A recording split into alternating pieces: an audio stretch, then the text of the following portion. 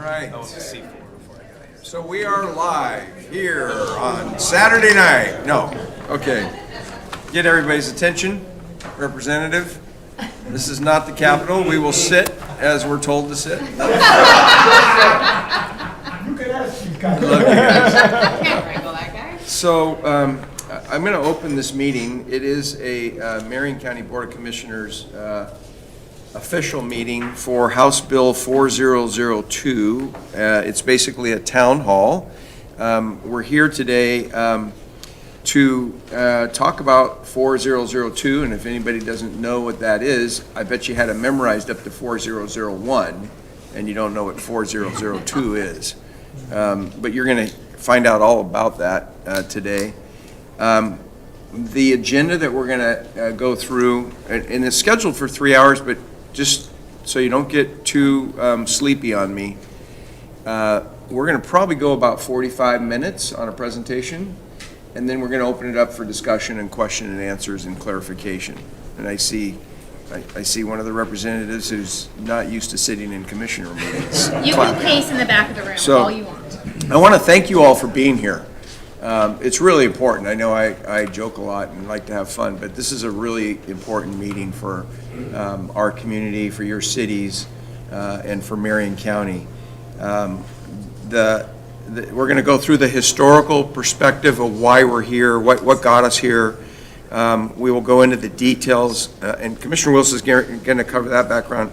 We're going to go into the details of House Bill 4002, and our district attorney is here to walk us through that. Commissioner Bethel is going to talk about our response, the county's response, of many of which you in this room have been a part of. And Sheriff Hunter is here to talk about his role in this. And then back to Paige again about the district attorney's role. And then our health department here, our health administrator, Ryan Matthews, is here to talk about the Health and Human Services role, and then we'll open it up for questions and answers. And maybe it would be a good idea, just really quick, if you just would state your name and the organization that you're representing today. Well, we're figuring out the technology issues. Yeah. So Kevin Cameron, I chair the board this year, and to my right, Danielle Bethel. Colin Willis. Ryan Matthews, Administrator with Marion County Health and Human Services. Nick Hunter, Marion County Sheriff. Paige Clarkson, Marion County District Attorney. And we'll start on the wall over there. Hi, Todd Ekstrom, Chief of Police Overton. Kyle Duran, Kaiser City Council. Julie White, Salem City Council. Corey Falardo, Executive Director of the Kaiser Chamber of Commerce. Soraya Cross, Kaiser City Councilor. Ed Deal, State Representative. Rick Lewis, State Representative, also serve on the Marion County Public Safety Board. Tom Anderson, former Salem City Councilor, currently State Representative. Christine Sommer, Marion County Housing Authority. Marie Ball, Marion County Housing Authority. Shani Starr, Kaiser City Council President, and a member of the Marion County Philippians Coordinating Safety Coordinating, all the acronyms. Marlene Parsons, City of Kaiser, candidate for City Council. Lauren Christopher, City of Kaiser. Candidate for Kaiser Mayor. Dan Cole, Kaiser City Council. Andy Smith with State Representative Tom Anderson's office. Jim Fett, Mayor City of Beaver. Steve Bergman, Marion County Under Sheriff. Jeff Wood, retiree.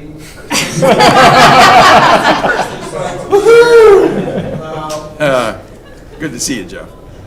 Brendan Murphy, District Attorney's Office. Josie Elliker, Speaker of the House's Office. Alicia Leather, Sheriff's Office, Administrative Services Manager. Malcolm Massaro, Wall Street Ministries. Eric Razor, Sorting-Heights Recovery Homes. Michael Bennett, Salem Police Department. David Zamora, Kaiser Police Department. Henry County, Kaiser Police. Gretchen Bennett, City of Salem. Chris Hoy, Marion City. Dan Fritz, Marion County. Chris Epping, Marion County, and also Public Safety Coordinating. Trevor Lane, staff from Marion County Court's Office. Alvin Clausen, Florida Administrative Office. Okay, do we have anybody else? We got it. Why don't staff go ahead and introduce yourself? Gary What- White, Administrative Services Manager for the Board of Commissioners Office. Shauna Fuentes, Board's office. John Henning, Board's office. And Chief just walked in. He's hiding by the pillar. Mark Daniel, Chief of Police. And? City Mount Angel. And? City Manager. Of Mount Angel? And St. Paul Yeah. Fire Department. We know his resume too well. so do you need me to do anything? Are you trying to get this up? Is that what we're trying to do? Yes. Oh, okay. All right. So, this is an example of when I have a technical problem. They have to have 4 people come into my office because I don't know how to do an email. Right? So, true story. Yeah. So, I guess I will. We can jump in. Do you want to go ahead and without the slides Yeah, and just talk about, because there's a lot of talking that we have to do. Yeah, and mine's the boring part anyway. So I'm going to share with you a historical perspective, which can also be titled information that you all already know. But I'm going to say it anyway so we can kind of set the table as we talk about the recriminalization of drugs and what it means for our community.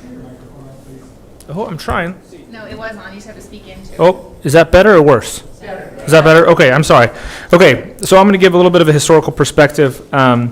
Oregon Measure 110, as you all know, was passed in 2020, decriminalized possession of drugs. And instead of achieving a reduction in overdose deaths, what we've seen in the evidence is actually Measure 110 coincided with a significant worsening in the overdose crisis here in Oregon. Between 2020 and 2022, the number of overdose deaths in Oregon increased 75% from 797 to 1,392, compared to only 18% nationally. So our increase was 75%. The national trend, overdose deaths went up 18%. Opioid-involved overdoses increased by 101%, accounting for more than 70% of overdose deaths in 2022. Likewise, meth-involved overdoses increased by 112%, accounting for 55% of overdose deaths in 2022.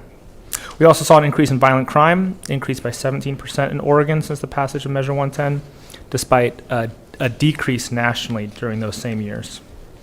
And our conclusion is that Measure 110 made communities less safe, as those with untreated substance abuse disorders often resorted to burglary and other crimes to fund their addiction.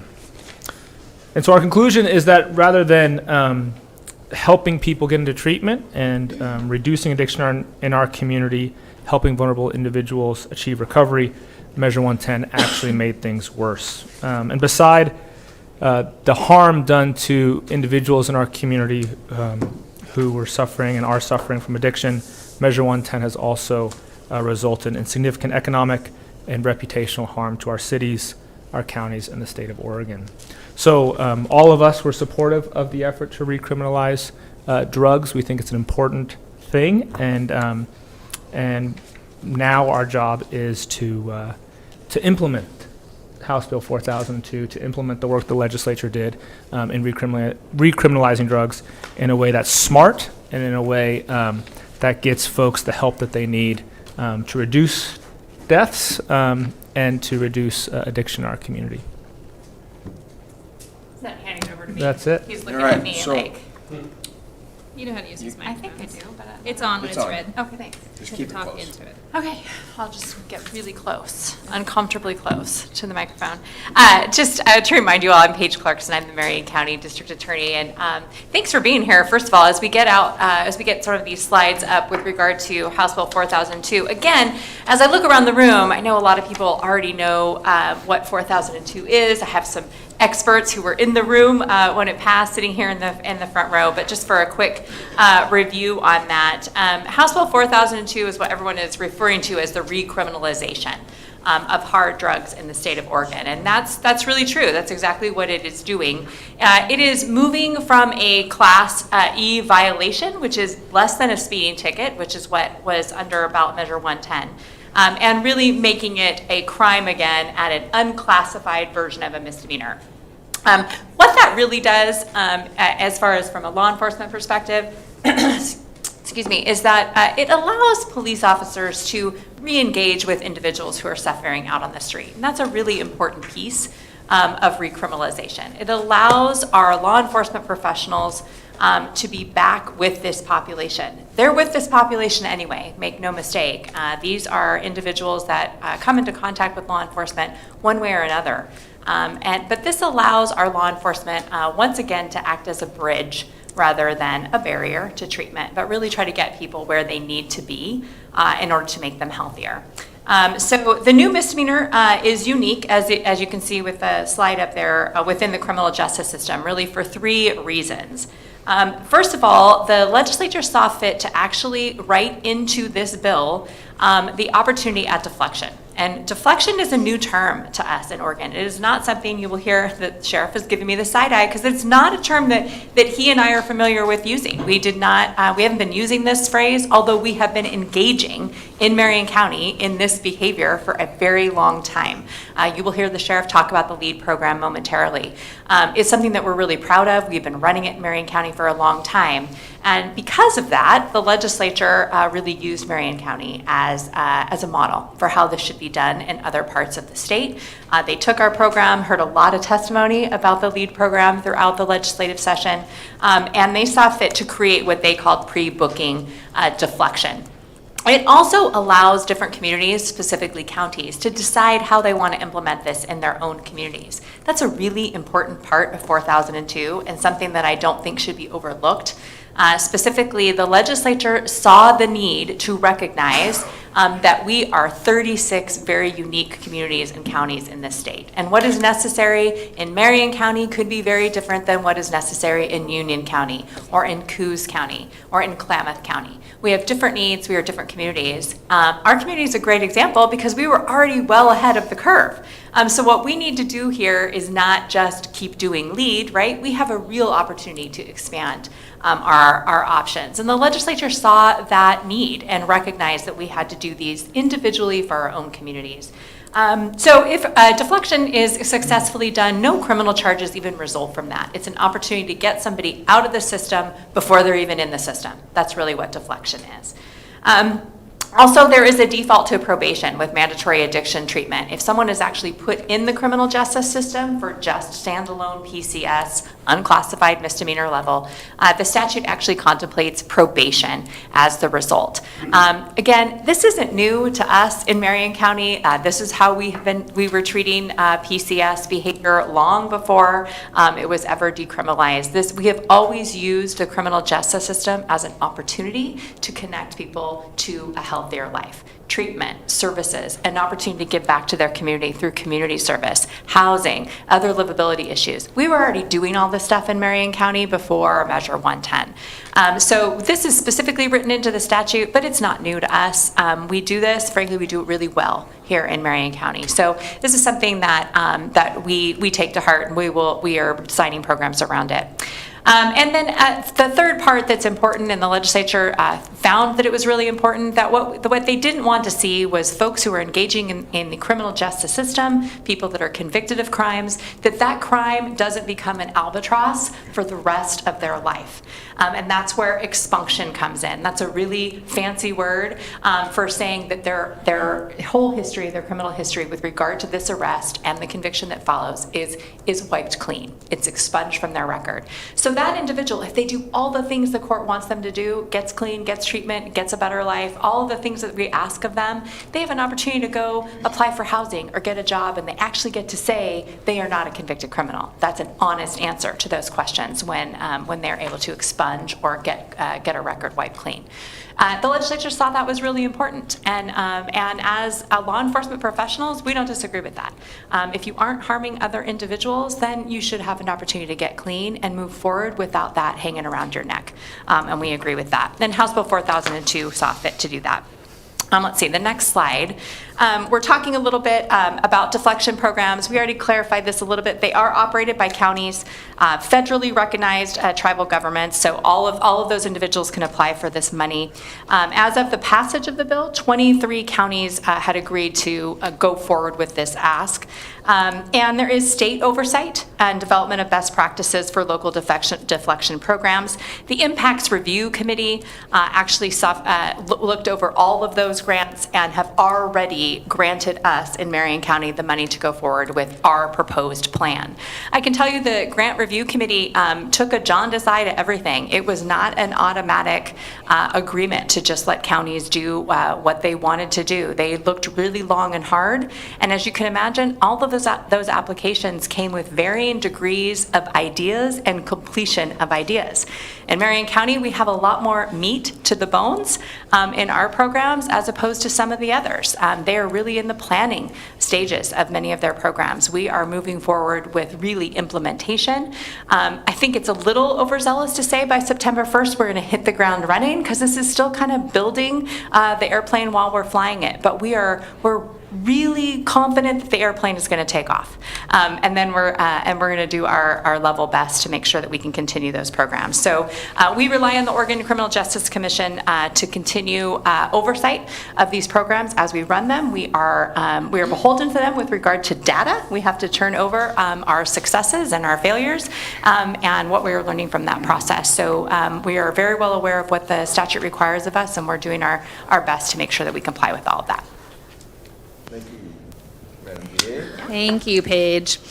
So I get to talk about how we came at this in Marion County. And I think it's important to say to all of you who probably know this, but there's 20 incorporated cities in Marion County. We have the most incorporated cities of any county in the state, which means we have the most city councils and the most police departments to partner with when it comes to community engagement. That's a blessing and a curse, to be honest, because that means we have to have a lot of opinions who are trying to learn a lot of things at the same rapid speed that we're learning it at, and hope that they can absorb it and embrace it and commit to it at the same pace that we are. So we have spent the better part of, I'd say, the last 6 months, probably longer, but the last 6 months really kind of pulling apart what we've already been doing for the last several years. So 2016, Marion County was granted the LEAD grant, and they progressed into developing that program. Fast forward to February, when Sheriff Hunter through his association, DA Clarkson through her association, and myself through my association came at the Capitol pretty hard. I'd like to say thank you to our representatives that heard us, that were supportive of us, and understanding of the passion that we brought on behalf of our associations, because this work won't happen at the state level. It just won't. You have to have county buy-in, because the counties are the service providers. We're the safety net of all services for all the vulnerable people in our communities. And our partners are directly the cities. So now we have 20 cities, we have 10 police departments that we have the opportunity to bring up to speed and create real healthy livability standards, what your community wants at the most local level, but through a real comprehensive approach that we have already stood up. So we spent time with our health department, our sheriff's office, the district attorney's office, and our court, and had a lot of conversations around what do we have, what are the gaps, and what do we want? And really wrestled through some really monumental discussions, because we only received $1.4 million. And I say only because that isn't even the tip of the iceberg for the level of need that we have in our communities because of the decriminalization of drugs. Thanks for nodding your head, Representative Anderson. Salem is gravely impacted by the decriminalization. You can just go outside, literally our building, and see it. So because we're creative and because we're collaborative, and we really believe in the partnership that you see here, and I wish the court was here, but they're, doing court, that is kind of profound. There's no other county in the state doing this work the way we're doing it. We do have a head start. Like, our plane is already flying in reality. Now we just get to add seats to it. And somebody is going to be bringing the bolts. That's going to be the legislature. Like, you have to tie the seats to the floor, and that's money. And we're going to be proving to you over the next few months that our model is the best model. Other counties are already reaching out to us to say, how are you doing what you're doing? And we're going to talk to you about what we're doing and what that means to all of you. But it's going to come with a substantial price tag for a period of time in order to be able to get ahead of the crisis that we see amongst all of our communities across our county and the other 35. So I just want to say thank you to our partners, and I'm really excited for you all to really hear about our system of care. A lot of people don't even know what the county does. I didn't know the comprehensive level of service that we provided before I became a commissioner, and we do it right here. And I'm not biased because I live here and I'm a commissioner. I know we do it right because our data shows that we do it right. We are restoring families and people's lives every single day, and that's just the real heart of the work that we do, and it's because we have leaders who believe that we have to do it right for everybody else to get it right. So, I think I'm punting back to you or to the sheriff. Somebody, I want to talk about this map. I love this map. I just have to give credit to Brendan Murphy, who represented himself as the DA's office in the back, but he's actually the chief deputy district attorney. So like number 2 in command and all around genius when it comes to whatever mapping looks like. Maps. Well, frankly, when you look at the criminal justice system and someone says, what happens when? There's not very many people that can actually give you a visual of that because there's a lot of different circumstances and a lot of different statutes that make it convoluted to go from point A to point Z. In this map, and by the way, the slogan is magical. The reality is in Marion County, users get treatment and dealers get prison. And that's a fact. Like, we are done with the people who are preying on our vulnerable population. Like, if you think that you're gonna get away with it, I assure you won't. Like, we're watching for you, we're coming for you, and you should just move on. Or we're gonna put you in a jail bed and send you to prison. The treatment component we've been doing for a really long time, and we do it very, very well here in Marion County through our health department and our community-based organizations. And Administrator Matthews is gonna talk later about the partnerships with our CBOs, the burn funding that came from marijuana funding, and how we need to continue to have that resource coming into our communities that the legislature has to keep writing the check for in order to continue to have a stabilized system of care. But this map, and I don't know if we have the ability to like zoom in on it, but we did hand it out to 250 people about 2 weeks ago on a Friday morning, and we've had multiple requests for it. So this is the first time it's been printed, like put out in public, like on a visual for people to screenshot. It talks about our law enforcement partners up here on the, I guess it's to my right, your left, and the percentages of law enforcement contacts in those jurisdictions, and in the directions folks will go. I mean, it's pretty clear, red to red means you're doing no good, and you're on a fast track to prison. But the arrows that drop down to the blue components is what we're really gonna get into today. The meat of how our system of care works the most successfully of all counties in Oregon. We're the only ones that have a LEAD program the way we have LEAD, and we are the only county to have a Restore Court, which is an acronym. I know we all say we don't like them, but it's actually pretty genius. So if somebody maybe upstairs could make some copies of this, I look at Gary and have him here so they can take them out of here today, that would be really wonderful. And then you can ask questions later about that if you would like. So from that, I'm punting to Sheriff Hunter to get into his portion of all this work. In the insula, I'm sure of it. I'm sure we remember. Good for you.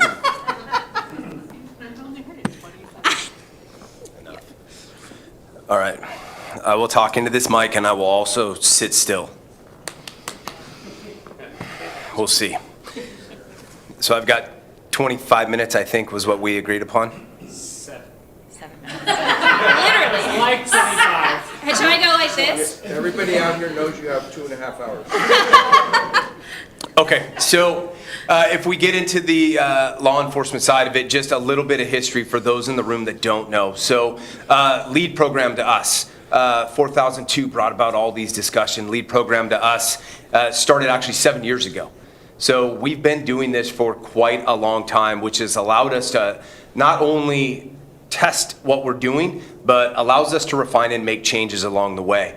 For those that don't know this, when we originally looked at LEAD, we ended up going up to the city of Seattle, who was running LEAD at the time. We studied it up there, we came back and we implemented it down here. We started out by doing something that we are now encouraging the entire rest of the state to do, which is to start small and start manageable. And so for us, we started this in downtown Salem. I see Bennett sitting back there. We looked at the downtown Salem area, and that was the service area that we specifically looked at. Over 7 years, this has grown now to include really the entire county. We have now had the opportunity to train every single one of our police department partners. So everybody has the opportunity to participate in this. And I'll swing back to that at the end. But it really is important because the success of this is going to be built on collaboration. It is a Marion County model that is run out of the Marion County Sheriff's Office, but this is by no means just a Marion County program. That is not the success of this. The success of this goes beyond law enforcement. It goes beyond the DA's office, goes beyond Health and Human Services with Ryan, and I know like Eric and Matt are both sitting in the back of the room back there, and this goes to our community partners that we are able to actually work with on a daily basis to treat and to work with this community that this 4002 was intended for. A little bit of history as we continue to go along to get us to 4002. One thing that happened was COVID, and everybody experienced COVID. And when we experienced COVID, one of the things that did for us following COVID was Measure 110, where we lost the criminalization of drugs. The good thing to come out of that was that we did not shut down, nor did we lose lead during that period of time. What we were able to do was actually build a more robust social referral network during that period of time, which is still in effect today. By social referrals, what I mean is not everyone that needs help from us is coming into contact with law enforcement. For example, we have built social referral systems now with the hospitals. And so if the hospitals have someone that is coming into the ER and they are seeing this because they've been trained in lead and they say, wow, this looks like this could be a very good lead candidate, they have the ability to reach out to the navigators the exact same way. So continuing to build those social referral systems allows us really to build that wraparound concept where we're not just talking about law enforcement, we're talking about the community involvement in this and the community involvement in working towards an outcome-driven solution to this problem. Lead, and we get to go now to my favorite, because we got to 4002, we got to recriminalization, and where are we at now with lead? So one of the things is law enforcement or public safety in general, we love acronyms, and we cannot wait for the opportunity to create new acronyms. So what I ended up doing was looking at my own office, and lead was really its own entity at the time. Lead, though, goes much further than just the criminalization, just deflection. I hate that term, but we'll continue to use it, and diversion. Lead is a wraparound service, and one of those services that we've really incorporated into that is the mental health component and aspect, especially when we are talking about our unsheltered population. We know that you have dual diagnosis, you know that you have an addiction crisis, and you also have mental health crisis with a lot of them. And so what we are doing when we look at lead as we move forward and what we want to do with it, the first was to change, and I created a different group. It's now called the Stable Group. And we'll talk about stabilization and Commissioner Bessel's insula in just a moment. Not mine. But Stable Group, very simply, stability through treatment and accountability, bettering livability through engagement. Is our Stable Group. And I see former Under Sheriff Wood just snicker at me because I've now created another acronym. So that Stable Group, the concept is really to build those mental health pieces, build the drug diversionary pieces, the deflection pieces, all into one group. Why is that beneficial? It's beneficial because this team is meeting weekly to discuss the entire county. And so no matter where these folks are coming into contact, whether they're coming into contact with our mental health resources, whether they're coming into contact with our lead navigators, these folks come into the same room to have the conversation about what is the best pathway that we can put these folks into. And oftentimes, there may be the lead navigators coming into contact with someone that they bring up to the table, and the mental health resources say, absolutely, we know who that person is, and so we've done this, this, and this. And so it's treating everybody as an individual and trying to find out what is their best entry or gateway point into the system, and how can we best provide them with resources towards success. This is extremely beneficial, and it is that collaborative part. Lead has been operating with the navigators largely overwhelmed by the number of people that they're coming into contact with, and it's turned the navigators for the most part into case managers. So they are responding to calls for service, they are responding to any number of things that could be the hospital, but once we bring folks in, we are really focusing on case management. And it's missing an aspect that I wanted to bring into this, and so through the money from 4002, the 5204 money, what we were able to do was work on our first expansion of lead. And this expansion will be to create an actual outreach team. That outreach team, we're going to try something new in partnership with HHS. And so the actual outreach team will be a deputy, a lead navigator, and a qualified mental health personnel all working together to go out into the community to start this outreach.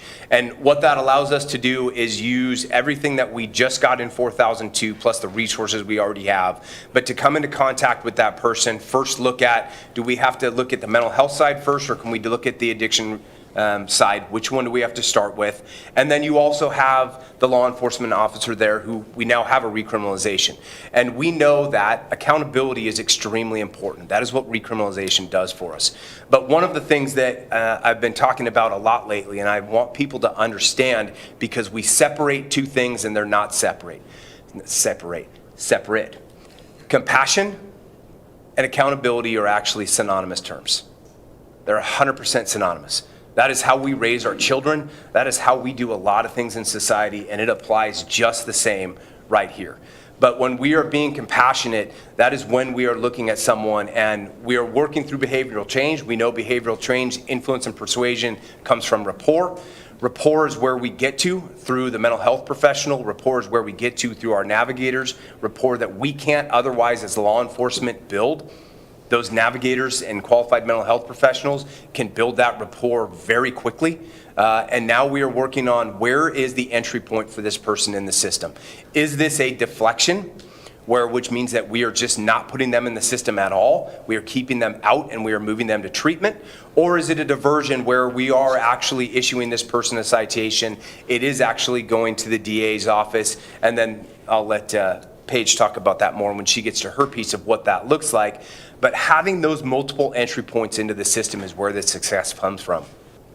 One of the things that's going to be important we had to add, and one of the things we will be adding, is a management analyst. So we are going to be required, and we are already doing this, have been doing this for a while now through the CJC, actually recording and tracking the data of everyone that we are coming into contact with. But now it's going to be vitally important because it's got to go back over to the legislature, and they want to see, how is the money that they are now investing? What does that look like? And are we truly making a difference? And for us here at Marion County, this is extremely important because, as Commissioner Bethel said, and the commissioners have alluded to, we are the model for this. 100%, everyone is looking at us and what we are doing. I am fielding calls on a weekly, if not daily basis about how we run our program, different aspects of our program, and how others can adopt, incorporate, or work through those issues to create their own programs. So creating that data will be extremely important for our partners in law enforcement. It'll be something that we continue to push so that no matter what the contact is that you have, we're getting that data back to us to be able to pull one set together with the DA's office to be able to present that information is going to be very important. We're also looking at creating that plan and really truly utilizing a system that's already in place, which is Ryan Shop and the HHS system. And so the navigators is a 24-hour phone number. You can call them at any point. They will come out and respond. But if for some reason the navigator is not available, we want to ensure that those resources are still available. And so there will be a deflection hotline number, and that deflection hotline number will get you directly connected with Health and Human Services, so that no matter when, where, or what, you're able to get that person moved into services when we're contacting them, because we know a lot of times this is an acute problem. And if I wait till tomorrow, this person has time to change their mind, disappear, or do whatever they need to do in satisficing, and that's where we're getting to the insula, but I'm really trying not to be cerebral. So we want to make sure that the services are available. We have the capacity to do it, but we want to make sure we're utilizing all of those different opportunities for services. I am going to, because I know I'm probably already out of time, so we'll go to the next slide, and I'll talk about this one real quick. And I've got 10 minutes on this page too. You want to skip this slide, right? Oh wait, I skipped that slide, Gary. Sorry, that's Paige's slide now. It's making me talk. You want me to talk about that really quick? Can you jump one more? There we go. No, you can hit that one. You hit your piece right there. Another significant change for everyone to to start tracking and what we did with it. So the transition center has been operating in Marion County. And as some of you are aware, maybe not all of you, a joint decision was made between the sheriff's office and really the sheriff and the Board of Commissioners to close that facility. And when we talk about closing the facility, a lot of times that starts to, why would you close a facility right in the middle of trying to implement? We closed the facility for a myriad of reasons, but I want to highlight a few of them. One of them is getting staff back into the jail. And so, as many of you are aware, we do not just have an addiction crisis going on, we also have a violent crime crisis or community violence issues going on. And with our current capacity in the jail, a lot of times when one was arrested, what that meant was the least worst person had to come out of the jail to put someone into the jail. And we wanted to be able to slow that. And the commissioners had authorized the opening of GPOD a few years ago, and we were not able to get to the staffing numbers to get that open. I did have staffing available in the transition center, and that staffing has now been moved back into the jail, which is moving the jail back to full operations. And what that means for you all is that means 55 additional beds have been opened up in the jail. Those 55 additional beds will, on the community violence side, allow us to hold better and not have to kick out as many of those violent offenders that need to be in jail. The other side of that is we know that 4002 has an accountability piece built into it, and we have to have somewhere where we can utilize that accountability. And so some of those 55 additional beds will be dedicated directly to this new restore docket that you all will hear about here in a minute, so that we have the bed space for those folks if they are on the accountability side where they do need a sanction or they are spending some time in the Marion County Jail. So that offered us that opportunity to do that. When we talk about the transition center, and I know this will shock you all, is going to become the stabilization center. Stabilization has a really kind of a big impact to me, and this is the insula. So the insula back here is your self-worth. It sits right back here in your brain. And when we talk about your self-worth and how you view yourself, it strongly affects how you make decisions on a daily basis. And when you have uncertainty in your life, which is a lot of our folks that are in that addicted community, a lot of our folks that are in that houseless community, they're making satisficing decisions, which are decisions they make in the moment through the midbrain. They're emotionally driven decisions. And it's what is best for me in this moment. And when we're making decisions like that, we are not thinking about tomorrow, next week, risk and reward. We're not getting into the prefrontal cortex where we need to be. We're making decisions that are not necessarily going to benefit us in the long run. And that's what we want people to be able to do. And so when we talk about stability, which some of us just take for granted, and it's not a bad thing, it's just we've never been in that uncertainty or in that unstable position, we don't understand. And we have to get to that point. So the new stabilization center, we're looking at a completely different utilization of that building. Right now, we've been using somewhere between 30 and 55 of 144 available beds in that facility. That's not acceptable to me. I want to use 144 beds at that facility if that's what's right there. But to use that, we've got to look at how are we in fact utilizing those beds and how do we benefit moving forward. Part of it is being able to multi-levels of custody in that building. So we will build in the ability to have our pretrial detainees, which is basically those folks coming into the jail. But those folks coming into the jail that would benefit directly from addiction crisis services, they can be moved and actually start getting those services right away while they're in jail over at the new stabilization center, because we will be bringing in community partners to work directly. So it becomes almost a one-stop shop. The other place that it gives us is it gives us place for sanctions, again on that accountability piece. And then my favorite part of it is, so we do have some boarding clients in there right now, but we will be able to expand this, the ability to have boarding clients, which means that they can come and go as they choose. But we can take those folks that are in need of an immediate services, because we know we have a lot of them, and move them right into that facility where services actually exist right at their fingertips and give them a place to stay. I'll let Paige talk about the restore component of that and the work crew component of that. That's the restitution side, which is that document, so I won't steal that thunder. But we're looking at, right now, I've kind of put a tight timeline on it, and there's a few people in this room that are really going to be part of that timeline. I've looked for a new plan in 90 days of utilization. The system will actually be quite different. Right now, it's been a custody environment, meaning it's had jail or corrections deputies. We are actually going to hire a new and different job classification to work that facility. And these are going to be folks that are going to be closer to the community correction side, or POs, where we're focused on case managers. We are focused on treatment. We are focused on open interaction with those folks that are in that facility, and really helping them on a daily basis to have plans for behavioral change. And so I'm pretty excited about what this facility will be when we get it reopened. And my sort of bold idea right now is that we are going to have that done in the next year.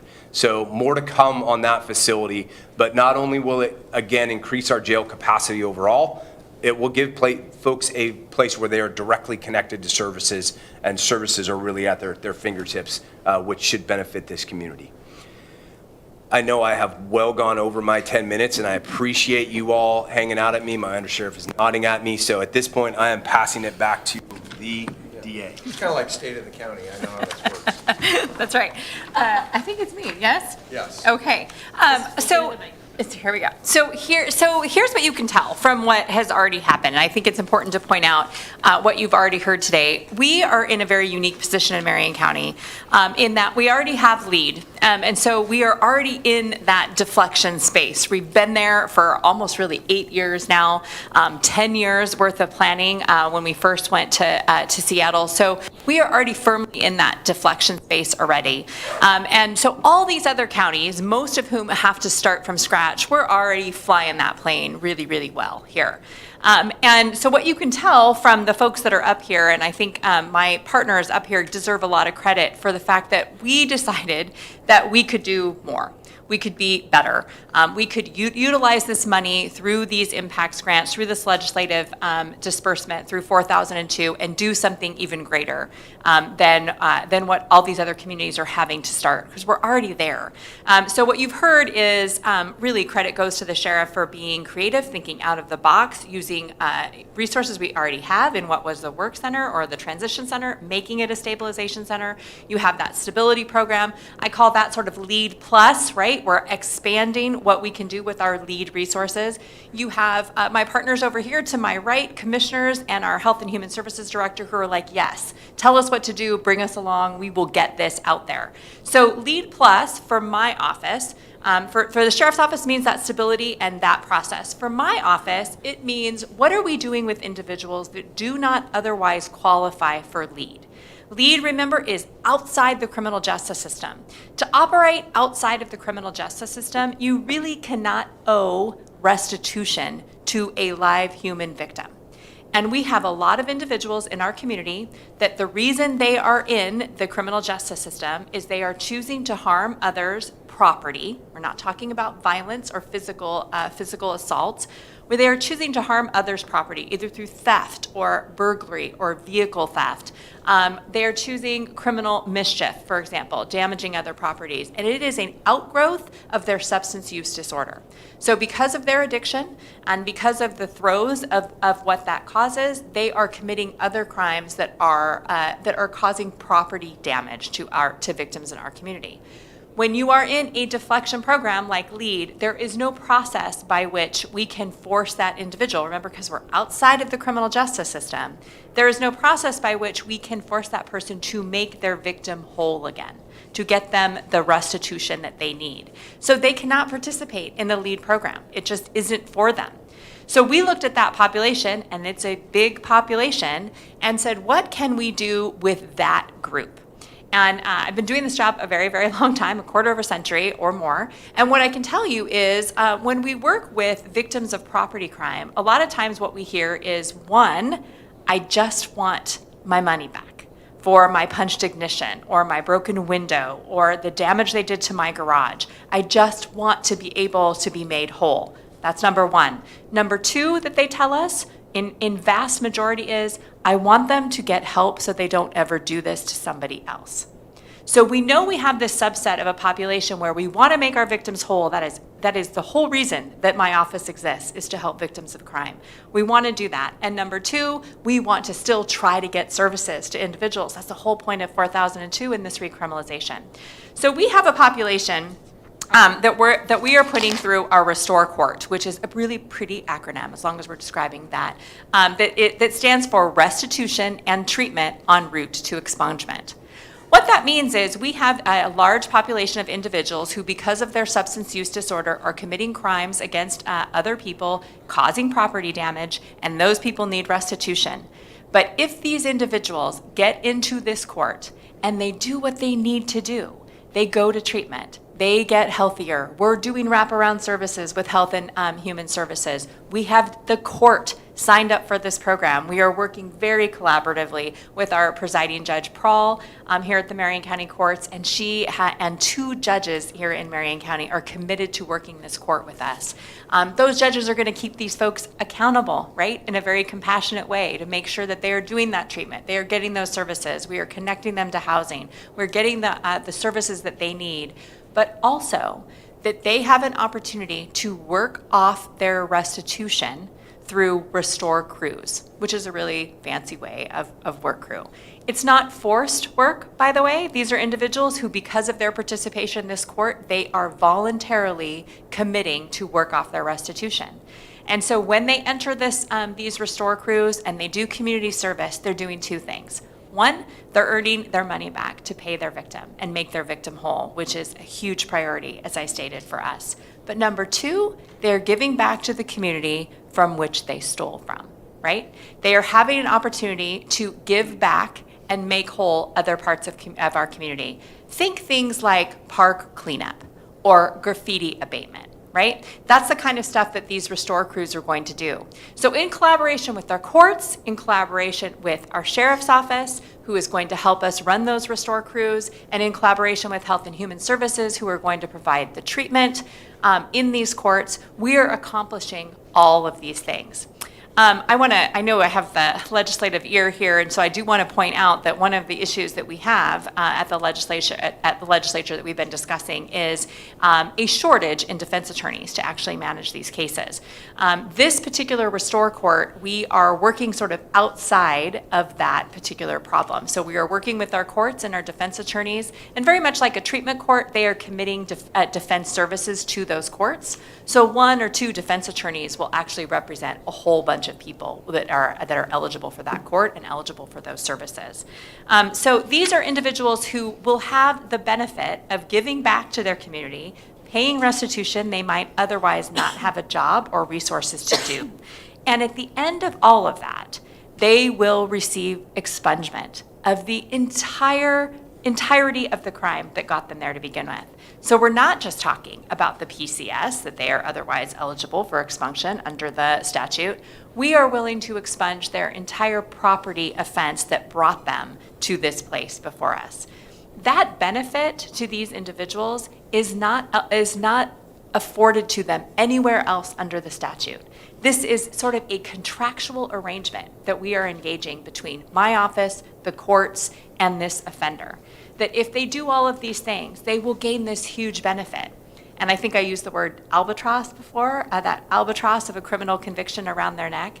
If they are successful in this Restore Court, they will not go forward with that albatross of either a PCS or possession of controlled substance conviction, nor will they have the albatross of these property, in many cases, felony level convictions, as long as they've made their victim whole.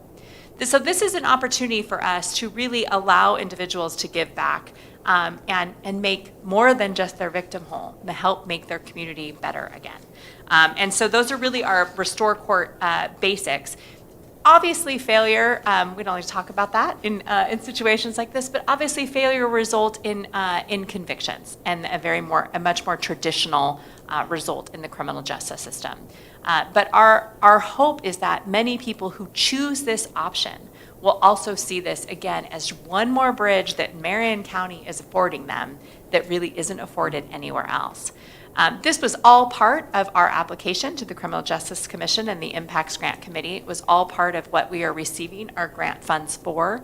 And I can tell you, having looked at all those other applications, this is unlike anything that any other county is doing at this juncture.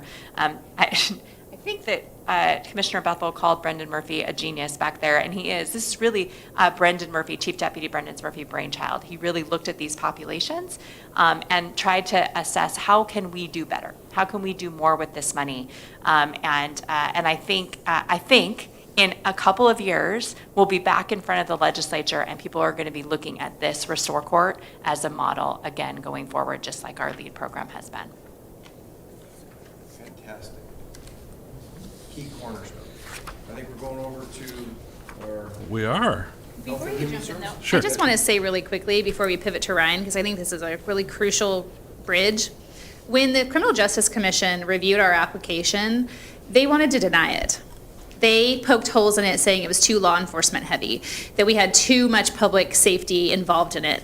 I really want you to listen to what Ryan is going to talk about, because what is clear to me is that the governor's office and the members of the Criminal Justice Commission are completely oblivious to how the systems of care work in counties, specifically the health systems of care.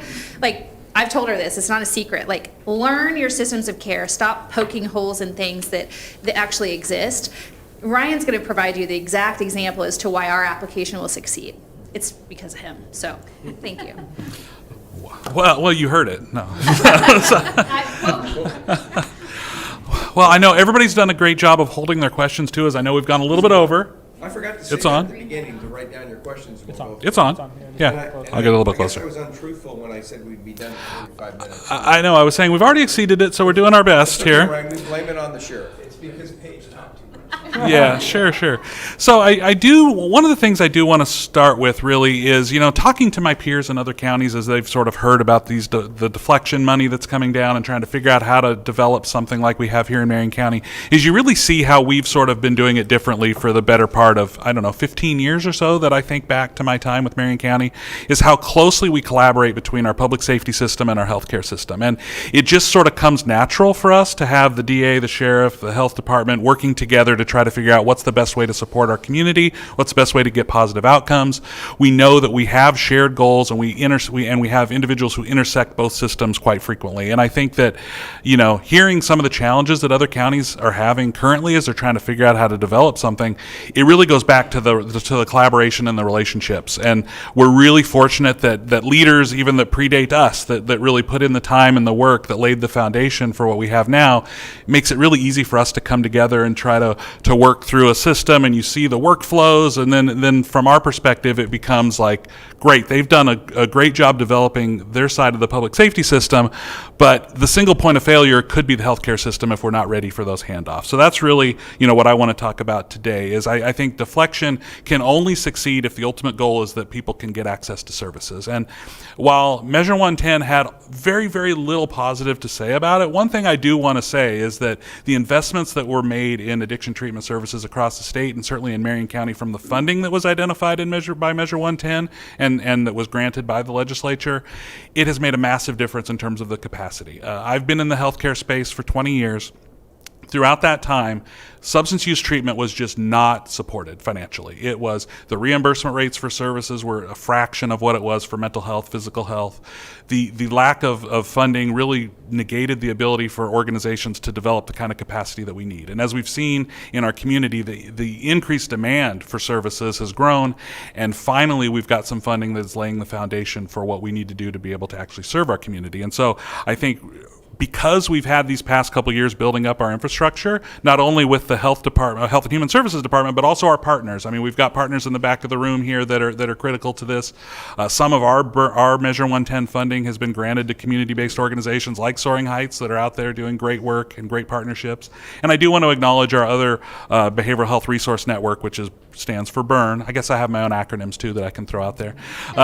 We have other agencies that receive funding from the legislature as well. So Bridgeway, Iron Tribe, Ideal Options, Pathfinder. So we have a network of providers that have received funding that allow us to provide services to anybody regardless of their ability to pay. We don't have to go through a triage as people come in through deflection to say, well, do you have Medicaid or do you have private insurance? What do you have? The whole point of that funding is to make sure that we build capacity to serve anyone, whether they can pay, whether they have insurance. That's irrelevant to making sure they get access to services. So that increased capacity for Marion County Health and Human Services resulted in an additional additional 16 FTE that we added with those funds. And so that has allowed us to build the capacity to feel like we can respond to the needs that we're going to receive through deflection through our law enforcement partners. So it was mentioned by Sheriff Hunter, one of the things that we're implementing for this is we are going to have a 24/7 phone number. We are going to have somebody on call 24/7 to be able to receive a warm handoff from our law enforcement partners, because we know that in the moment when they have somebody there who's willing to deflect into treatment, we have to be there to respond. And so if that does happen when we're not normally open and it's in off hours, we can do an initial screening, we can set them up for a full-on assessment, we can arrange for transportation if they have transportation barriers. We have peers that can go out and pick people up and get them where they need to go. If there's housing issues, we have ways to be able to place them into short-term housing. We have barrier removal to help with long-term housing needs if that's a barrier. It's really about providing wraparound services to the whole individual to stabilize them in terms of their life situation, but then also set them on a journey to recovery through consistent, treatment options and a developed treatment plan. The other piece that we're going to participate in is with the Restore Court.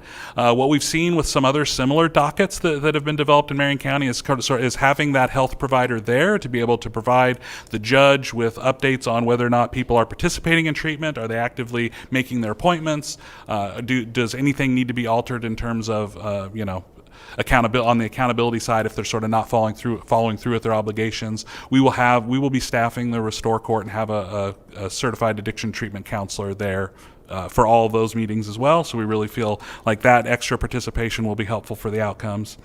The other thing that we have talked about is adding that mental health component to LEAD. I think LEAD has been something we've been proud of in Marion County for many years. There was a time where it was housed in our department, and that just shows you kind of that close relationship that kind of staff can fluidly kind of move back and forth. It's ultimately landed in the sheriff's office, which makes a lot of sense for the workflows and for the operations. But to maintain that connection and to be able to provide behavioral health services and mental health services to someone in the field as needed, to be able to help assess the immediate needs and have those connections with our behavioral health crisis center or other outpatient mental health providers.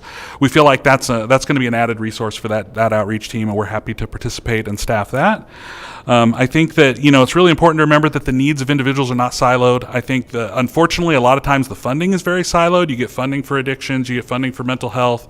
People are dealing with a lot of factors that are contributing to that, and so the more that we can build these sort of teams that have multifaceted or multidisciplinary professionals that we can fund in a multitude of ways, we can be better adept to be able to actually handle out in the field the needs of our community. The other thing that I do want to mention, it's not necessarily specifically a funded part of this, but I do think that it'll be a supplementary sort of resource to it, is we do have community response teams that come out of our Behavioral Health Crisis Center.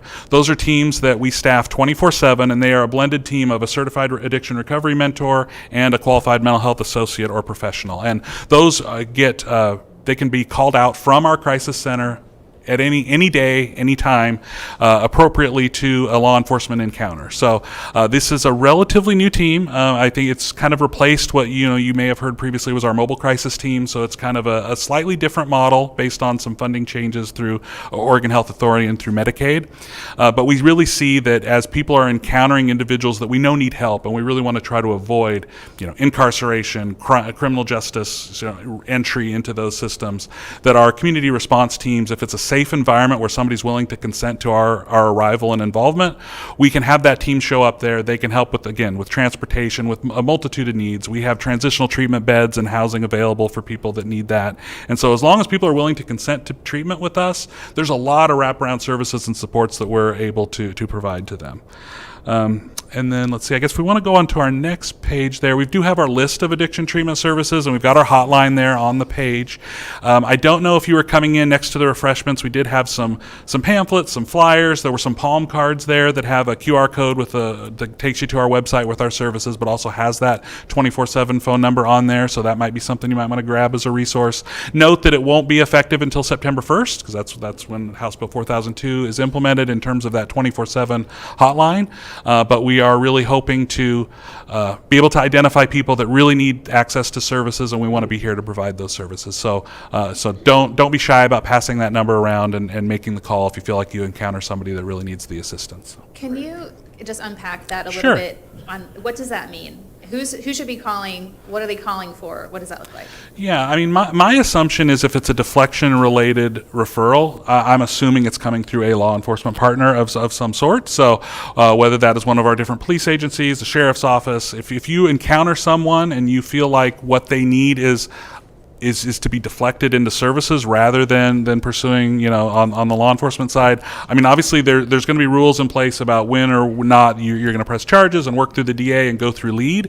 Lead is also a pathway into this, but we want to make sure that there's multiple entry points into services. And so that is a path. That is something that as a law enforcement individual, you can have a palm card, you can have that deflection hotline number, you can make a call to us if you want to just get somebody into treatment immediately, and we will be there to answer the call and to do that. So we're trying to create as many pathways into services as possible, and this is a low barrier entry into that system.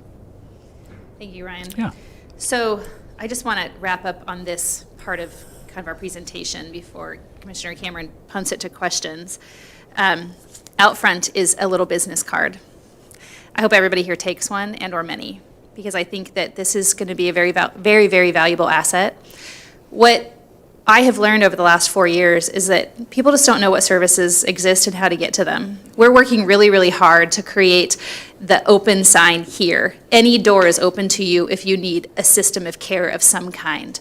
It doesn't matter to me if you have benefits or you don't. We'll figure out how to navigate you to get you to the treatment system that is best for you to be able to stabilize in your community, in your home, and in your family. It's super important that folks are not afraid to just knock on a door in the county. Doesn't come to Public Works. They'll figure out how to find a health person to navigate you. There's the Prime Plus flyers out front in 3 languages. This is an invaluable program. They partner in many of our hospital spaces and lots of community spaces. It's an asset that people just don't know about. So, this is streaming live today on CCTV and on our social media and all the places, because we want to try to get as big of a reach as possible to our community to say we're here to help you. Don't be shy to ask for help. And then finally, currently, I am the president of the Association of Oregon Counties. I have the privilege of representing all 36 counties in Oregon. And I can assure you that my peers across the state are really sick and tired of hearing about Marion County's success. I'm just going to say it again. The level of collaboration that we have in this community is not replicated in other counties in Oregon. And it's not just at the county level. It's the city level. It's the community-based partner level. It's the nonprofit level. If you don't know Matthew Macero with Hope Dealers in the back of the room, you're missing out on an opportunity to help someone in your community. It doesn't matter to us if you're faith-based, funding-based. We want to be your partner to be able to figure out how to create success in our communities. So this is the table we want you to be at. Everything we do as a commission is posted publicly. Every time we meet as a board with our partners, it's on our website. And people are welcome to come to those meetings and listen in and offer insights. We don't just expect you to be a fly on the wall. We aren't the expert on everything. We are an expert in loving our community and showing up for our community. And this is the open invitation to everyone who lives here to help us really find a way forward, to have community livable expectations that we can all be satisfied with. So thank you for listening to our long presentation. Hopefully you have some questions and we can get into the weeds with you. We're a very weedy board, even though some of us wish we weren't. So thank you for being here today. Oh, getting in the weeds. Yeah. Oh, well, sometimes you need to get in the weeds. In the restaurant business, when you're in the weeds, it means you were snowed, you were too busy, and you couldn't take care of business. So speaking of that, one of the things that I think I said this yesterday in a meeting when we were putting the finishing touches on this is that, we all can go in someplace, and I always think of this in the restaurant business, you can always see somebody doing something really good and you can steal their plan, but it's execution that matters. And what you've heard today is about a plan, and I think in some of those things in that plan we're already executing, but there's some big things coming up in the future that we're still going to have to work on, and we're going to need community support. I just looked up the legislative vote on this particular House bill while I was sitting here, and it was supported very strongly by both Democrats and Republicans. And those that voted against it We're both Democrats and Republicans for their obviously reasons. But I want to say thank you to our legislative body for bringing us this, giving us something to work with. And as we all know over there, you have to make sausage sometimes, and it's messy to get somewhere. And when you see a bill like this come out, it really makes a difference because it's supported unilaterally across the aisle. And I want to thank our legislative delegation, and we have both aisles represented right here in front of us. So thank you very much this morning, or this afternoon.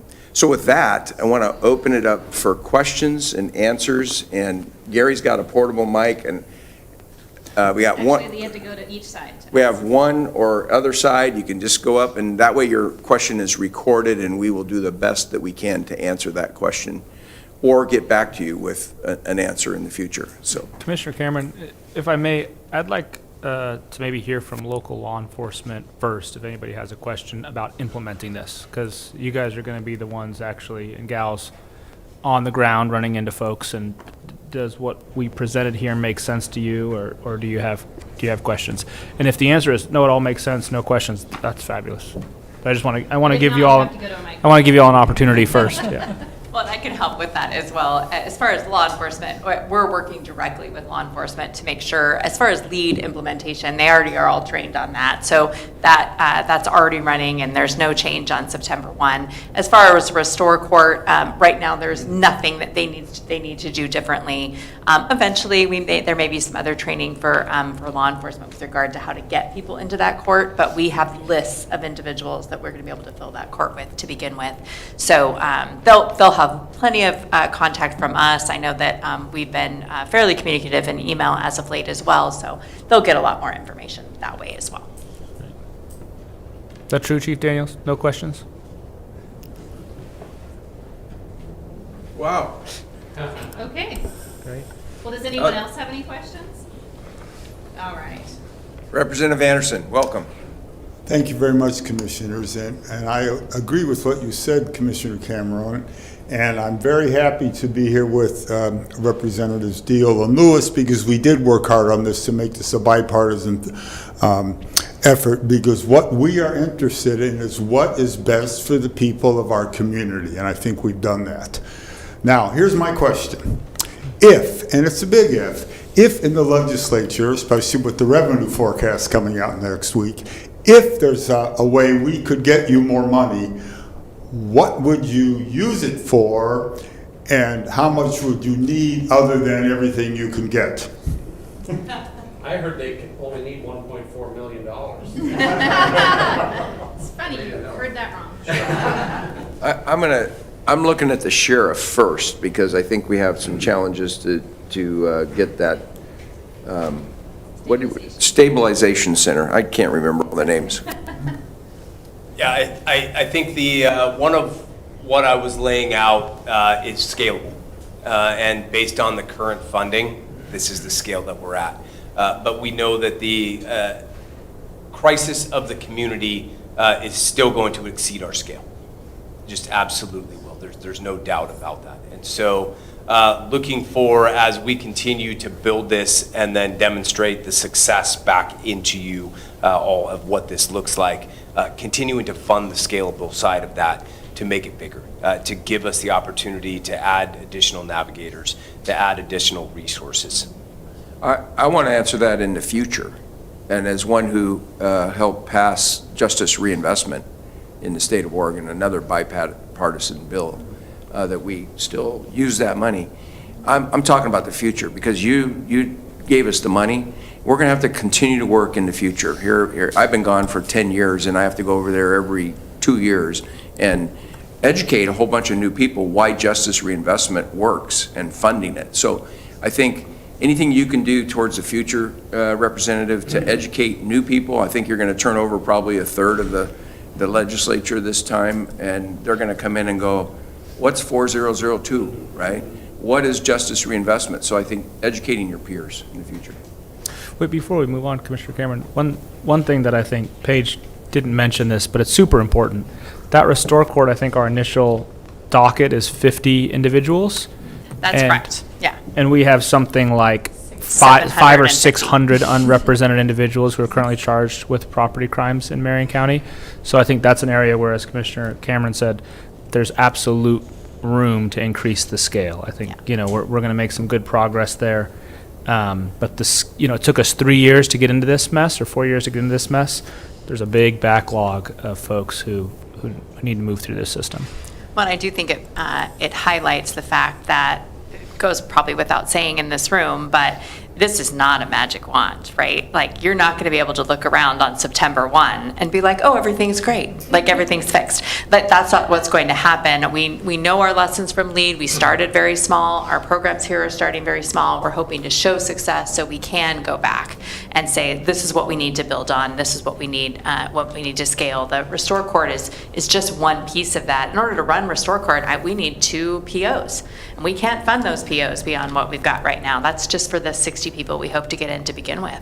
So everything is scalable. We're hoping to move everything larger once we can show some real success. And there's the partner issue to this, which is the SPMI population, the severe and persistent mental illness population that is going to be very difficult to navigate through any systems of care when we don't have appropriate bed placement to stabilize them. So working towards the civil commitment success in the legislature is a priority of no tomorrow. We needed it yesterday.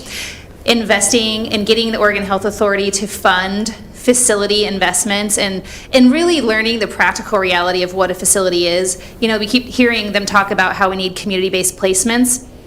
And yes, we do. We need more group homes for people who have mental illness. And the current population is not going to be successful in a 4-bedroom unit that doesn't have appropriate resourcing around it. They fail out, and they fail out into our streets. You're going to hear from Gretchen Bennett in a minute, I'm sure. And most of her population is the one I'm talking about. And just one more thing. I said justice reinvestment, and to the retired guy that's sitting in the room behind you, about 4 rows back, he's waving, because we've always had to go over there. Baseline funding for parole and probation is like, it's before we get to justice reinvestment. So those resources are critically important to keeping these types of programs going. You pile this on top of it, this is good stuff, but don't forget the basics. Yeah. Gretchen.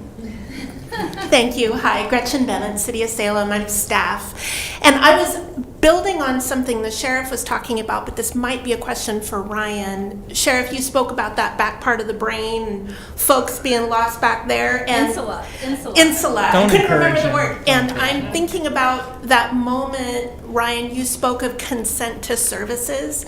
I'm wondering if the consent is achieved by the law enforcement officer in the field before they call, or if they call when they're working with someone in the insula who is not there yet, but you come out and maybe have a magic wand to help get them there, or do we need a yes in advance? Yeah, that is a very good question. So I'll speak to the piece around the consent to treat. So if that, I'm thinking of that more in the spectrum of our community response teams that would get called out and respond to an individual. If the law enforcement partner is going to be there, they don't necessarily have to consent because we know we're arriving to a safe space. I think the main key for our staff is they're not law enforcement. And so if they are going to respond to a situation, they have to know that they're sort of welcomed to respond. And so it doesn't so much mean that they've consented yet at that point to officially be treated, but they've at least consented to that team to approach them and to engage with them. And so if they're okay with that, then the law enforcement partner in theory could leave and just say, hey, we're going to arrive at this street corner in 15 minutes and we're going to be there to help that individual. That's a possibility. The more we can have a warm handoff where we're able to join a location where the law enforcement officer is there to do that handoff, that would be better.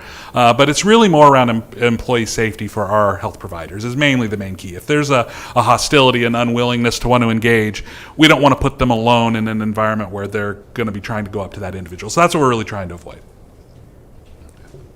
Yeah, I think that's completely fair. So consent, interesting term.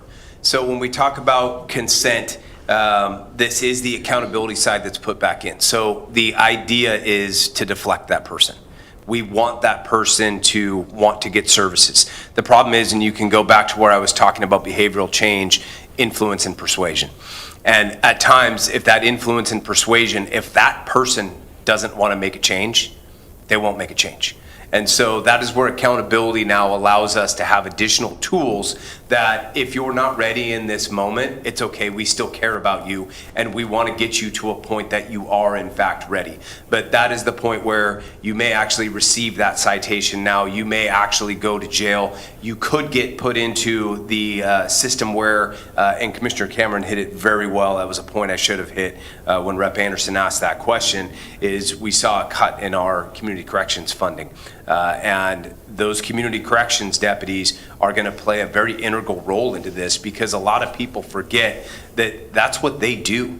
They are, in fact, case managers. And so utilizing them and getting people that are reluctant for that change right now, but being able to get them into services where they have somebody now providing that accountability to them, it's all of those working together. So best case scenario, Gretchen, yes, is they consent. And they want to get to these services. We can transport them to these services. We can work through LEAD. Matt Massera in the back of the room knows that these services exist and Matt can get folks there. But I know Matt is another one that understands the word accountability and that sometimes accountability is necessary to get folks to be able to get to that influence and persuasion point of behavioral change. And so consent is the pathway we want to use. We just now have some other options that will be available if that person doesn't immediately just roll over and say, yes, help me please, which we know not everyone is going to do. But that doesn't mean that we just simply move by and go to another member in the community. We need to treat all of the community. And so it is going to be those different pathways that get us there. Sheriff, the only thing I wanted to add is, because Ryan talked about how the teams without law enforcement can only show up in certain instances. It was a policy decision of ours, even though the state is moving away from co-located law enforcement and behavioral health folks in the same car. We're keeping one in our lead team, specifically because we know there are certain circumstances where just a police officer doesn't make sense and just a team of therapists don't make sense. Sometimes you need both in the same car, and so we did prioritize that. Representative. Yeah, well, first off, I really like what I'm hearing. There are a lot of organizations in the community that are involved with this population that we're talking about. Some of them are here, some of them aren't here. Are you getting cooperation with all the organizations you need cooperation with to implement this plan? This is our first real official rollout of it. Okay. Other than the fact that each individual person at this table has connections into the community, into those CBOs, and us talking to them one-on-one, I don't see any resistance coming from partners. I think it's going to be a learning curve of how do they shift into a system that is going to be over capacity immediately and has to expand into access. Like Commissioner Willis mentioned, and Paige corrected him, we have over 750 people right now on a docket that need to be seen in court. Those are the ones that are going to go through restore court first because we have victims in the community waiting for their restitution and their day in court. While we navigate this implementation into the community, we will spend more time. We go to community meetings all the time, literally as a group. Ryan doesn't know it yet, but we're going to start adding them to his calendar so he can talk about the health services in those community meetings. But we go all across the county all the time, and that's when we'll really start to reach in and hear. And then if we hear a challenge, we'll listen to it and see if we can figure it out. And if we can't, we're coming to you. Yeah. And this is being recorded, so it'll be able to be played back anywhere we'll play it. Great. Another also, question? Yeah, real quick. I was wondering if you guys had any bandwidth to take on managing a second county, because I know one. That'd be a little help. Yeah. Oh. Thank you. No, we can barely. I can barely keep up with this this group. I would do it in a heartbeat. I don't know your name. My name's Jen. Jen Benavides from ServPro. I actually work boots on the ground with a lot of folks, and I personally want to thank Gretchen. Gretchen has worked with me, and hi Gretchen, and some folks out in our community, and Ashley has gone the distance. About a year ago, we had a hard time even getting social services for some of the people out on the street. I think a lot of the headache for a lot of folks is they can't get representation. So I have a couple questions for different parts of this, but mine would be is first, there was a list of options up there. How many people do you have available for this type of program right now? I guess my question would be because there wasn't enough social workers or people, we were a lack of mental health professionals. That's where I'm curious, and maybe that's where the funding is really needed, because that's where I see down the street coming through. But I was curious on that end of it. Is the funding there for that? Sure. So do you have a specific example, maybe, when you said that the social services agencies were called in? So a lot of people, so I've dealt with a lot of people that they've gone out, they get a social worker, and then there's issues. Social worker, is what we're trying to understand. Or so they go to help to a resource center to get somebody, but there's no person that's been assigned to them to help them. So a case manager, correct, that's what it would be. So would this be in place of those services? Would this number be a number that I can hand out to people to get assistance? So you're talking like more like at the navigation center, like people arrive, is that correct. what you I deal with a lot of the gotcha. homeless people Gotcha. or people that are experiencing substance abuse, and they need assistance, and poor Gretchen gets me to call, yes. Maybe Yeah, she understands it better than I do. And I was going to say, I would say she knows that what I'm speaking to. I would say yes, reach out. So the QR code that has a pathway into our services, that would be great. I don't know about the deflection hotline because I don't know, and it depends on if that's a situation that we feel like we're sort of deflecting them in their behavior. So if it's just more of there's people you sort of encounter in your work and you want to make sure they have a pathway into treatment, absolutely making referrals and trying to get them to engage with us. So I work with business owners that they have people that are either abusing or starting fires at their place of business or breaking windows. So that comes to this part. Restitution side of, they've been forking out money for a really long time with no options because we don't want to move it out into the communities and it's staying in the city. And so we have business owners that are forking the bill for services. And so that's where it's kind of a gray for me, but I want to help. I've helped people and Gretchen's helped. But then we get to the point where at what point, how many times can they do this, right? That would, my other question is what if they don't go through, or how many times can they do restore court would be a question too. If it helps to amplify, also I want to begin by appreciating you. You've been so generous personally with your finances and your heart in trying to assist people. I think we've connected over a person, for example, who through behaviors was not able to stay at emergency shelter programs, at transitional housing programs. Behaviors exceeded the capacity of those there, but then what to do? You know, we kind of get stuck, and so maybe that's an example to help explain it. Yeah. I'd love to jump into that. sure. Well, I think it's easier for a politician just to say to a politician, this is what I meant earlier. So when we have individuals who have severe and persistent mental illness and their behaviors are so excessive and they can't go into a navigation center or any type of a shelter, we can't commit them because the civil commitment process is impossible in Oregon. The bar is so high. So we are working with legislation with the individuals in front of us. NAMI has a bill that they're bringing forward, the National Association of Mental Illness. It's based out of Portland that I'm going to get behind and that we're going to work hard to really implement.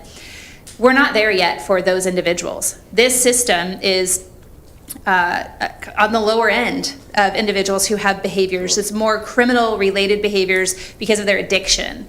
And yes, people have addiction and they have severe and persistent mental illness. And there's that co-occurring condition that's causing a significant challenge for us. And every resource provider in the community, Safe Sleep, on Front Street, doesn't let women in on a regular basis because of their behaviors. The Navigation Center is experiencing the same thing in Salem. This doesn't solve that problem. It's just, it's solving another problem. A portion. It's not even a portion of the behavior. This isn't that type of behavior solution. This is the addiction criminal solution. The mental health behavior is a completely different bucket of work that we have to continuously be aggressively pursuing with our legislative partners. And to give an example of this, we had this situation where this federal judge basically says that folks have to be released from the state hospital on this timeline, regardless of whether they're able to stand trial for the criminal charges that are against them. We had a situation where one of these individuals was released, went to a school, beat up some teachers, was arrested, put into our jail, and this individual's defense attorney went to the Supreme Court to force that person to be released back into our community, because the judge said, I can't release this person. They just got out of the state hospital. They're not healthy. They attacked these teachers. And the Supreme Court said, you must release this person back to our community. So that's where we need the law to change. We did everything. In this circumstance, our local partners did everything they were supposed to do, right? They did the arrest. They filed the charges. They went to court. The person was in our jail. And because of state law, a person who was mentally ill, who had committed a crime, who had beat up some teachers and tried to get after kids in our community, was forcibly released back into our community. So this really is about folks who are struggling with addiction and are mentally able to stand trial. There's another category of individuals who have serious mental illness, and this isn't going to solve that. Well, thank you. Yeah. Thank you so much. Thank you, Jennifer. Ryan, do you just want to clarify the deflection hotline? And, you know, I just want to make sure that people understand exactly who's calling that hotline. It's not everybody in the community that has an addiction, right? It's a specific population. Right. So certainly you can use that card. Like I said, it has a QR code. So if you just want general access into our addiction treatment services, that's the pathway. You would call our normal reception. We would try to schedule an assessment, and we would prioritize getting somebody in that wants to seek services. So that is available for anyone, anybody that you come across that you feel like is ready to engage with us. That's a great pathway. I think the deflection is really intended to be with our law enforcement partners who are out in the field, outside of normal business hours for our services, and we just want to have a 24/7 line that if they needed to get a hold of somebody right in that moment and have a warm handoff to services to deflect an individual that otherwise had committed a crime or was engaged in something that was going to take them down a different path, that's really what we're intending for that. So I think the deflection hotline, I would not want that to sort of become the community line that every citizen is calling, because it's staffed by one person that's on call 24/7, rotating phone. We can't be overrun and overwhelmed and then unable to respond to our law enforcement partners when we have a critical moment where we need to do that. But we do have a front door. We do have a normal clinic with normal operating hours, Monday through Saturday, and they're there. We have reception, and so certainly engage with us if you have referrals, because we want to be there to serve our community. But the deflection is really specifically aimed at sort of this House Bill 4002 model, this restore court, a lot of the pathways that you kind of heard Paige and our sheriff talk about. That's really what that's intended to be for. So. And then you had a final question about capacity, workload capacity. You'd asked, I think you were inquiring about mental health capacity. You kept saying social worker. So because of COVID and a variety of other challenges, just in this industry, there has been a workforce shortage of QMHPs, qualified mental health professionals, the therapists. Ryan's team has done an outstanding job of bringing many of them online. We still have vacancies, so if people want to come work in Marion County, we're hiring. And we have a great incentive program to want to work here in that field. Additionally, there's just not a draw right now for individuals to want to go into that field. It's exceptionally difficult because the tools in the same toolbox that they utilize with law enforcement partners have been taken away from them too because of these particular court decisions. It's hard for, I would say, individuals in the behavioral health system to try to help navigate somebody who they know really needs a more comprehensive, secured system of care that they can't actually access because of the court's decisions and arbitrary policy decisions from the legislature. Those barriers have to be broken down in order for people to feel like they can be successful in their industry and for people to be able to receive the services that they actually need in a really unique way. So we're working really, really hard at it. I don't want anyone to think that you should go home feeling defeated. I do not feel defeated. I face this every day as a commissioner, and I'm super proud of this county and the effort that we have backed behind every gap. If we have the ability to overcome the gap ourselves, we are in with both feet. And if it's a barrier because of the legislature, they know us very well. Before Corey asks her question, I just want to respond. I think you asked about Restore Court and if that's just sort of a never-ending bucket of compassion. It is not. So the sheriff talked, and he and I talk about this a lot together about accountability and compassion being the same thing. We really do see it that way. But Restore Court is for people who are choosing to be accountable and are choosing to make right their wrongs. That will not be just a never-ending cycle of coming in and constantly getting your charges expunged. We will absolutely make sure that people that are in there want to be in there, that they want to change their life, that is their goal. So yes. Hi, I'm Corey Florado. You answered my first question because I didn't know if you were going to answer her, so thank you. My second question is, as far as the restitution piece goes, is there a dollar amount that these folks will qualify for? Because restitution can be very high or very low. Right. And then there's another part, but you can answer that first. So we don't have a dollar amount set right now. That is part of, our assessment of the right cases getting into this. We can't make individuals work on these restore crews in perpetuity or forever, right? Like they're going to have to be able to actually accomplish what they're setting out to accomplish. So you're right. If it's hundreds of thousands of dollars in restitution, that's not going to be appropriate for Restore Court. We are looking for those cases where somebody needs their car door fixed, or their front door fixed, or something that was damaged or something that was stolen from them returned. I don't have a hard number, but it needs to be something that these individuals can work off, and we want to be realistic about that. Huge amounts of restitution are just not going to be appropriate for this kind of accountability court. Thank you for answering that.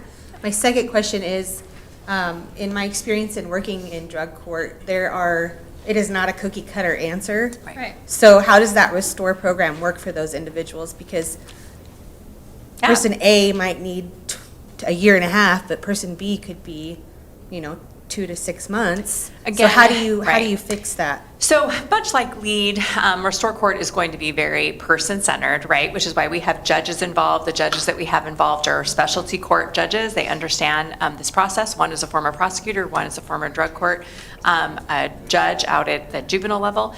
So they understand that. It is not our goal, however, to have people in Restore Court for 3 years, all right? This needs to be a court where you can get in, get your issues taken care of, get the services you need, and be successful and get out. What we do know from just evidence-based practices with specialty courts is they are not meant to be forever, right? They are meant to be successful so that you can move on and move forward. So part of that question that you're asking is choosing our cases wisely, making sure that the right people are in Restore Court.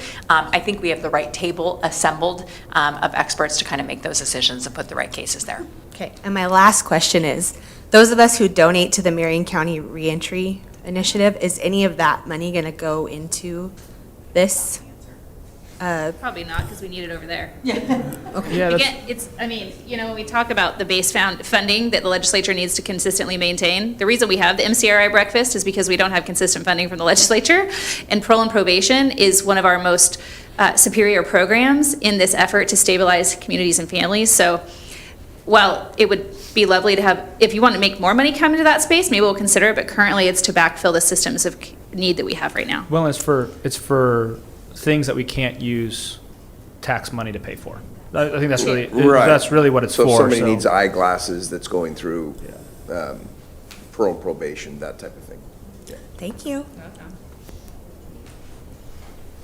But keep giving to that fund. Come every year, right? Always do. Maybe we'll have a Restore Court one too. Who knows? All right.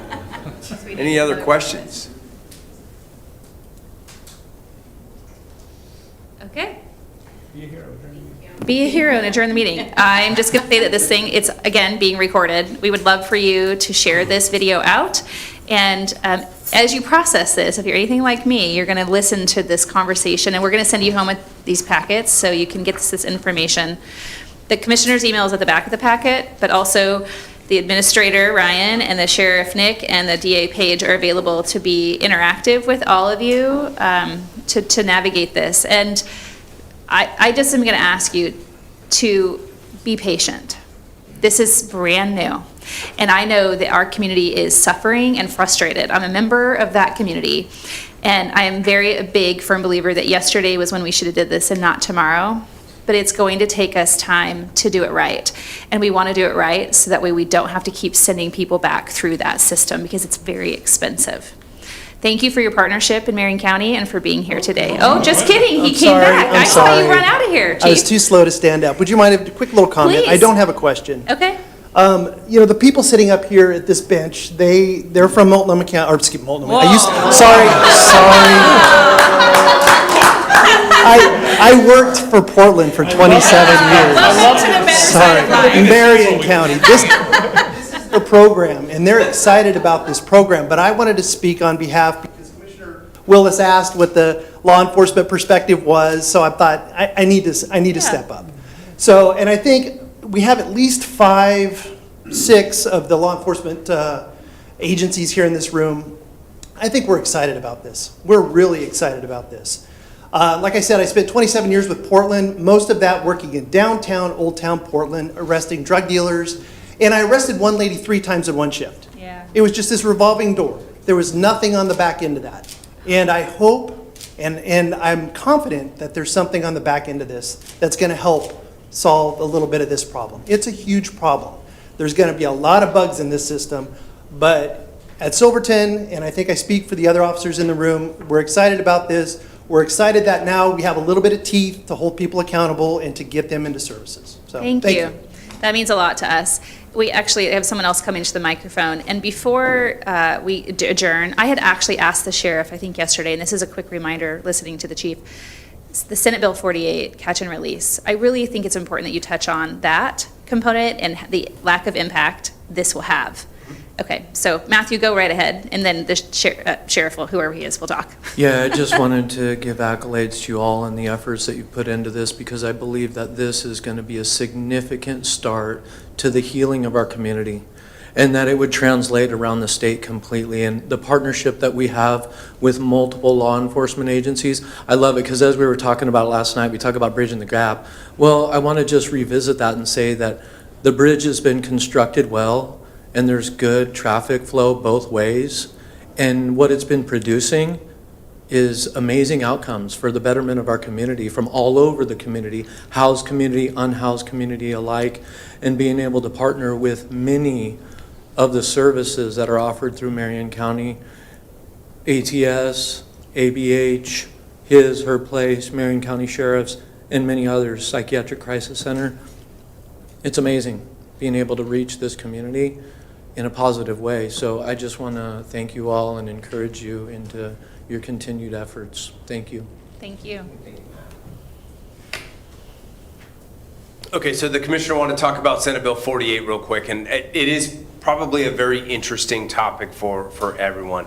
And when we look at what happened post 4002, so the Chief Justice did make some initial changes. So Senate Bill 48, what it is it breaks down every essentially criminal act or crime in Oregon, and it adds it to Category 1, Category 2, or Category 3. Now, regardless if we agree where those crimes were placed into which category, that is the way that we have to operate at the jail. So anything that is a Category 3, that is a lodgeable offense, meaning that that person can actually stay in jail. If it is a Category 1 or a Category 2, then those are not lodgeable offenses that can come to jail, but when they come to jail, they are book and release, meaning that they are processed through intake, they are given a court date, and they leave. There were a few changes from 4002 that added some additional drug crimes now that the Chief Justice has added down through the presiding justice that we have added. Paige may be able to talk about specifically what they are, but that's the only change that we have to Senate Bill 48 in what we're able to lodge and hold at the jail. The only other thing, well, there's 2 other pieces. You can have a judicial override. So if the judges want someone to stay on the jail, they have the ability to put a judicial override on. And then we also have a public safety override, which can be any officer that comes into the jail that can articulate why the person coming into jail is an immediate risk to the safety of the public. And if they can articulate that, that is something that we can approve at the jail, which allows that person to be held until their initial hearing, until they get to see a judge. That's how you stay in the jail. So we don't have any immediate changes other than a few drug crimes that were with Senate Bill 48. So I think what we wanted to make sure we get across is that this doesn't in any way change that for a lot of the crimes that we are talking about today. Yeah, the person is not going to jail to stay in jail. That is not being changed by this process, nor is the intent of this process. Where you will see the utilization of the jail is through community corrections, and those folks that are then being overseen by community corrections, then you will have sanctioning units, and so those sanctioning units can be used. And again, we're back to behavioral change. It's that person that we're continuing to work with that hasn't decided quite yet that they are ready to make that change. There are those number of, and I say sanctioning units, and Jay's probably going to tell me it's not exactly that term, judging by the look on his face, but those are the units that are allowing them to stay per day in the jail. And again, we are still looking for, that is not the answer. We're looking for that person to say, I'm ready to participate and I want to get through this, I want to get to treatment, and we will get them into treatment services. That is the point behind it. Thank you. I believe. Yeah, you don't have the microphone. Custody units. Well, I just want to say to our legislative partners, 4002 was a steep climb, right? We had a lot of challenges to get there in the bipartisan approach, and I would really encourage you all to ask your colleagues to look at Senate Bill 48. Our community is really unhappy. I mean, I could forward you an email that we received from an East Salem resident recently where they are a victim of a crime, and within a few hours, that criminal was right back on their cul-de-sac. And it's a repeated situation. And it's like, you can't, I'm not in the public safety system, but it is aggravating and emotionally unhealthy for our community to know that somebody can continue to abuse them. And there's a bill that was created in the legislature by, I think, a populist that didn't fully understand the recourse of it. And we have to have it readdressed. It just needs to be looked at. And we have data to talk about why it is not working the way it was intended to work. People make mistakes. I think that was one of them. I agree. Let's talk. Well, I want to thank everybody, and I've always thought of as a good chair when I can let everybody go early from a meeting. And I'm going to, before I close, I want to say a couple things. I think there's a stack of the presentation. Is that what's? Yep. Two gentlemen out there that would love to hand that to you. There's plenty of water and coffee, and if you want to stand around and stay around and talk individually, we'll be here for a little while. Tonight is Marion County night at Volcano Stadium. If anybody wants to go out for a $5 ticket and watch Commissioner Willis throw out the first pitch, and I'll probably throw out the second one. Please record that. Right? I can't be there. Yeah. So, and seriously, I want to thank you all for being here. We all want to thank you for being here and being a part of this community, because as we all know, it takes all of us to make this community a better place. And those of you that serve on council and in the legislature and other places as elected officials, thank you for putting your name on the ballot. And thank you for doing what you do to help this community be a better place. And we're honored to be here. And we will stay up on this. We will continue to communicate where we're gonna, what's next as things come up. I know that the bill allows the district attorney and the sheriff to put drug dealers in jail today. September 1st is when this is legally ready to roll, and as you heard today, it'll take time. And really appreciate Commissioner Bethel and our DA and sheriff and those that went to the legislature to make 4002 what it is today. And as I said earlier, it is a plan, and now we got to implement it.